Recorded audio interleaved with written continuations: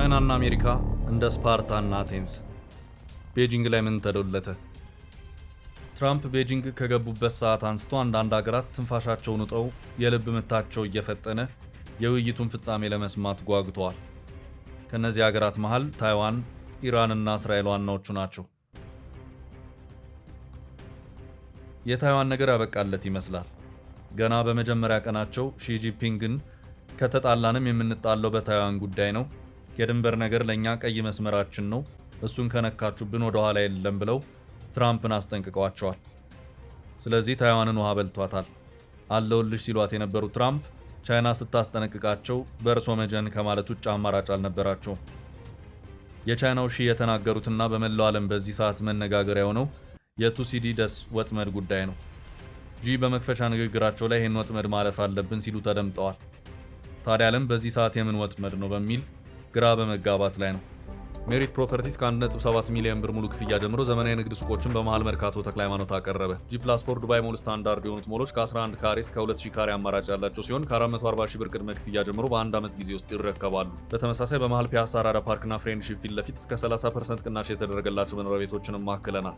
ባለ 1 መኝታ በ4.2 ሚሊዮን ሙሉ ክፍያ፣ ባለ 2 መኝታ በ8.3 ሚሊዮን ሙሉ ክፍያ፣ ባለ 3 መኝታ በ11.3 ሚሊዮን ሙሉ ክፍያ። አሁኑን ይደውሉ። ስልክ 0961172493 0993472559 አሁን ከደወሉ ያለምንም የኮመን ኤሪያ ክፍያና ተጨማሪ 20% ቅናሽ ጋር ይስተናገዳሉ። ሜሪት ፕሮፐርቲስ። ሀያላኑን የሚያዋጋቸው የቱሲዲደስ ወጥመድ ምንድን ነው?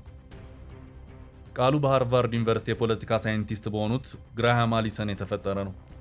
የቃሉ ምንጭ ከጥንታዊ የግሪክ የታሪክ ተመራማሪ ከሆነው ቱሲዲደስ ስም ነው። ቱሲዲደስ ከ2500 ዓመት በፊት በነበሩት በስፓርታ እና በአቴንስ መካከል የተደረገውን የፔሎፖኔዥያ ጦርነት ሲመረምር እንዲህ የሚል ድምዳሜ ላይ ደርሶ ነበር። ጦርነቱ የማይቀር እንዲሆን ያደረገው የአቴንስ በከፍተኛ ፍጥነት ማደግና ይህም በስፓርታ ላይ የፈጠረው ስጋት ወይም ፍርሃት ነው። ከዚህ ድምዳሜ በመነሳት የሃርቫርድ ዩኒቨርሲቲ ተመራማሪዎች አንድ ነባር ሀያል ሀገር ወይም ሩሊንግ ፓወር አዲስ እየተነሳ ያለን ሀያል ሀገር ወይም ራይዚንግ ፓወር እንደ ስጋት ሲመለከተው በመካከላቸው የሚፈጠረው ውጥረት አብዛኛውን ጊዜ ወደ ጦርነት የሚያመራበትን ክስተት የቱሲዲደስ ወጥመድ በማለት ይጠሩታል። ይህ ወጥመድ የሚፈጠረው በሁለት ዋና ዋና ምክንያቶች መሆኑን ተመራማሪዎች ይናገራሉ። ነባሩ ኃይል የዓለምን ስርዓት፣ ህግጋትና የበላይነቱን ለመጠበቅ ይፈልጋል። አዲስ የሚመጣው ኃይል የኔን ጥቅም ይነጥቀኛል ብሎ ስለሚሰጋ የመከላከል እርምጃዎችን ይወስዳል። ይህም ሩሊንግ ፓወር ስፊር ይባላል። አሜሪካ ነባር የዓለሙ አዛዥና ናዛዥ ሆና ቆይታለች።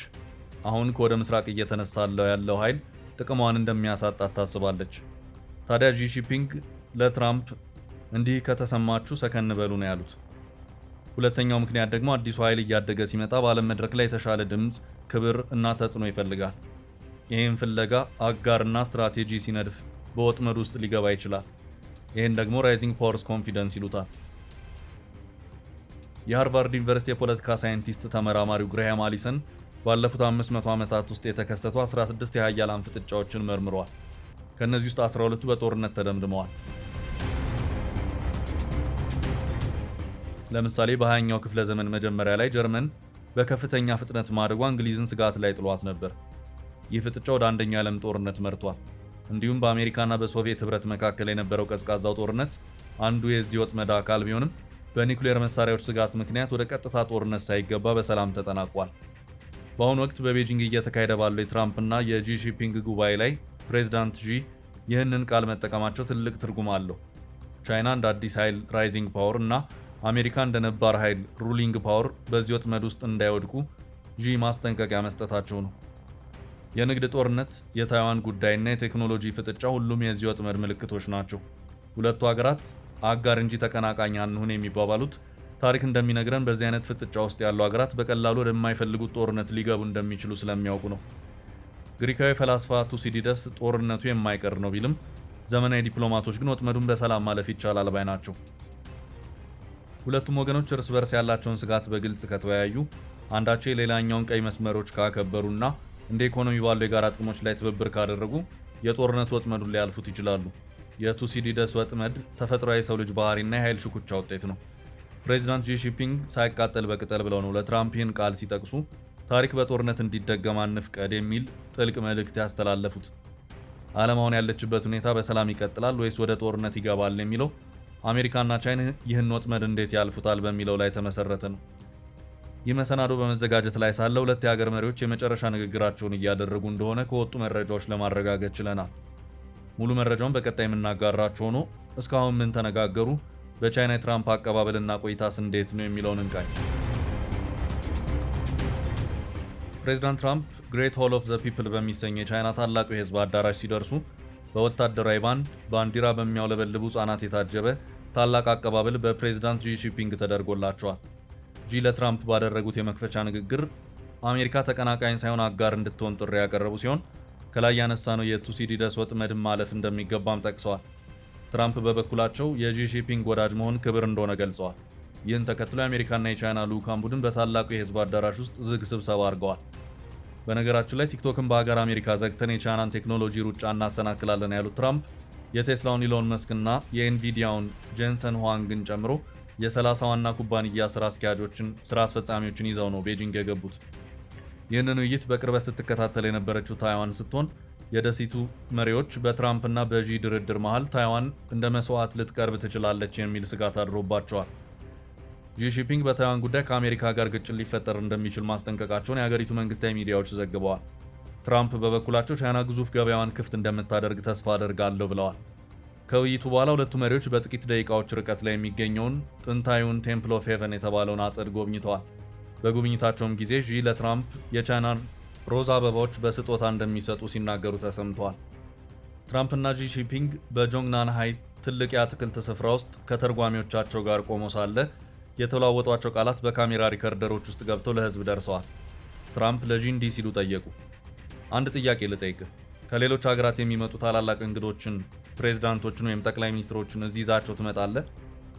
ፕሬዝዳንት ዢ በጣም ጥቂቶቹን ብቻ ሲሉ መለሱ። አክለውም ብዙውን ጊዜ እዚህ ቦታ ላይ ዲፕሎማሲያዊ ኩነቶችን አናካሄድም። እንዲህ አይነት ዝግጅቶችን ማድረግ ከጀመርን በኋላ እንኳን እዚህ መምጣት እጅግ በጣም ብርቅ ነው ብለዋል። ዢ ሲቀጥሉም ለአብነት ያህል ፑቲንን መጥቀስ ይቻላል ብለዋል። የሩሲያው ፕሬዝዳንት ቀደም ሲል ወደ ቻይና ባደረጓቸው ጉብኝቶች ወቅት ጆንግናንሃይን በተደጋጋሚ ጎብኝተዋል። ትራምፕም ጥሩ ነው ወድጀዋለሁ ብለዋል። ከጉብኝቱ በኋላ ምሽት ላይ በድጋሚ በታላቁ የህዝብ አዳራሽ በተዘጋጀ የራት ግብዣ ላይ ሁለቱ መሪዎች ተገናኝተዋል። ውይይታቸውን በሚመለከት ለፎክስ ኒውስ ቃላቸውን የሰጡት ትራምፕ አነጋጋሪ የሆነ ሀሳብ አንስተዋል። ቻይና የሆርሙዝ የባህር ዳርቻ እንደገና እንዲከፈት እንደምትፈልግና ቤጂንግ ነዳጅ ከአሜሪካ ለመግዛት ተስማምታለች ብለዋል። ትራምፕ ከቻይና ስላገኙት ነገር ብዙ ሲያወሩ ቻይና በምላሹ ምን እንደምትፈልግ ለማብራራት ፈቃደኛ አልሆኑም። የሚናገሩት በጠቅላላ በእርሳቸው ወገን ስላመዘኑ ስምምነቶች ብቻ መሆኑ ትራምፕ እንዲጠረጠሩ አድርጓቸዋል። ይባስ ብሎም ማንም የማያሳካውን የዲፕሎማሲ ስራ አሳክተናል ብለዋል።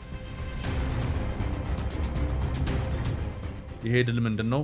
በራን ኳኩቶ አስታርቁኝ ብሎ አይንህን ላፈር ወዳሉት ሀገር መሄድ ነው ድሉ የሚሉ ጠያቂዎች በዝተዋል። ቻይና የአሜሪካን ነዳጅ ለመግዛት ተስማምታለች የሚለው ንግግር ግን ከወደ ቴህራን ስጋት ፈጥሯል። ምክንያቱም 95% የኢራን ነዳጅ የሚጫነው ወደ ቻይና ነው። አሌክስ ቫታንካ በመካከለኛው ምስራቅ ኢንስቲትዩት ከፍተኛ ተመራማሪ ናቸው።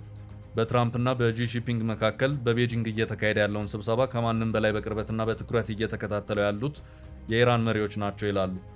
ቫታንካ ለአልጀዚራ እንደተናገሩት ከሆነ በቻይናና በኢራን መካከል ያለው ግንኙነት ባለፉት 25 ዓመታት ውስጥ ከፍተኛ ለውጥ አሳይቷል።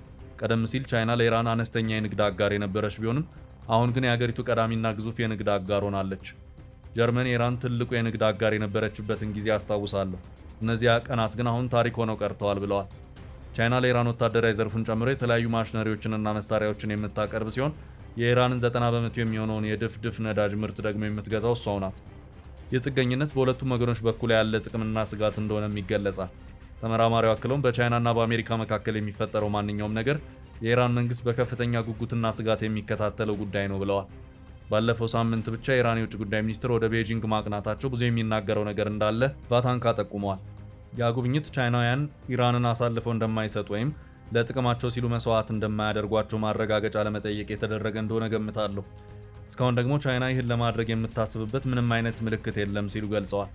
ከዚህ ይልቅ የንግድና ቴክኖሎጂ ስምምነቶች የኢራንና ታይዋንን ፍላጎቶች እንዳይሸፍኑ ወይም የጂ ጂንፒንግ ትኩረት ወደ ሌላ እንዲዞር እንዳያደርጉ ስጋት አለ።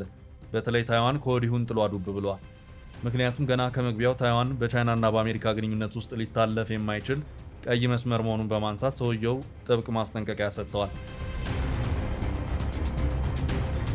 ፕሬዚዳንት ዢ ታይዋን የቻይና ግዛት መሆኗን በማጉላት ማንኛውም የታይዋንን ነፃነት ለመደገፍ የሚደረግ ሙከራ በሁለቱ ሀያላን ሀገራት መካከል ያለውን ግንኙነት አደጋ ላይ እንደሚጥል ለትራምፕ አስረድተዋል።